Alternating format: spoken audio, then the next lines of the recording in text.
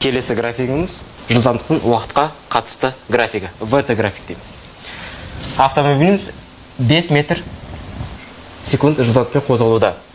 Енді біз қандай қозғалысқа қарастырып отырмыз? Бір қалыпты ілгерілемелі қозғалыс. Бұл не деген сөз?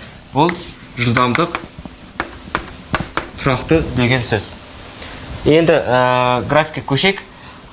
Абсцисса осіміз уақытты берсін, ординат осіміз жылдамдықты берсін. Метр секунд. Бұл не деген сөз?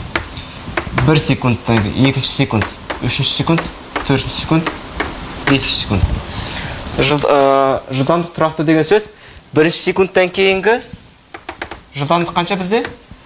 5. 2 секундтан кейінді жылдамдық өзгермейді деген сөз, тұрақты. 3 секундтан кейінді жылдамдық өзгермейді, 4 секундтан кейін өзгермейді, 5-тен кейінді өзгермейді. Бұл нүктелер жиынтығын түзу сызықпен қозғап болсақ, келесі графикті аламыз.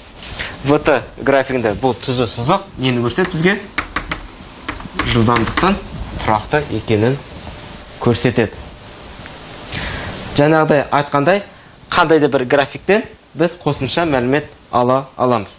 Біздің ВТ графиктен қандай мәлімет алуға болады?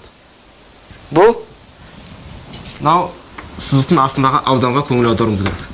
Бұл аудан бізге жалпы орын ауыстыруды береді.